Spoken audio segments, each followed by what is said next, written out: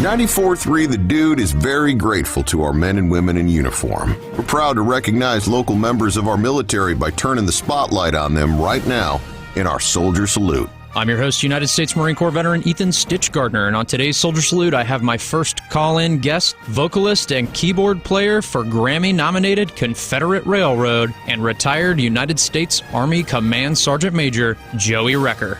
Sergeant Major, thanks for being here. Thanks for your service. Our service members in the Guard, they are not immune to the loss of friends in combat. I understand it that while you were in the 1st of the 108th Cavalry of the 48th Infantry Brigade, your unit lost 8 men in Afghanistan from June to September of 2009. One of those men was Major Kevin Jenrette, who you spoke with me earlier saying was one of the finest officers that you had ever met. Can you tell us a little bit about that time in Afghanistan and the losses that you guys experienced? I was the Command Sergeant Major for the 1st of the 108th Cavalry during our tour in Afghanistan. Major J, that's what we all called him, Major Jenrette. Just physically a stud, just one of the best leaders, a wonderful guy. He was the executive officer for the squadron. So the commander at the time, Lieutenant Colonel Simmons, Major J, myself, and the S3, who was a guy named Major McDonald. The 4 of us spent a lot of time together. We always were in quarters together during the train up to go overseas. Of course, we were very, very close.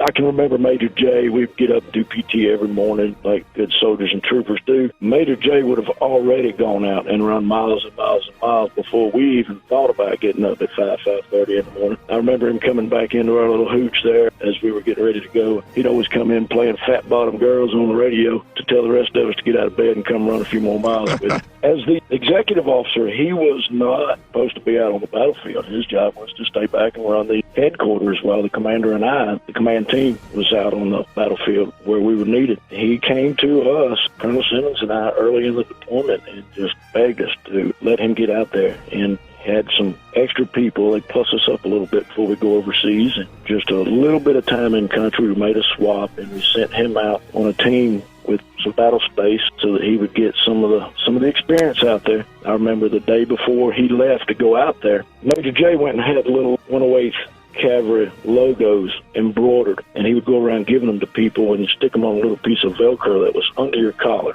Just a unit pride thing that he started doing. And he'd walk up to you and he'd give you one, and then he'd walk up to you and flip up your collar later on. If you wasn't wearing it, he'd punch you in the chest real good.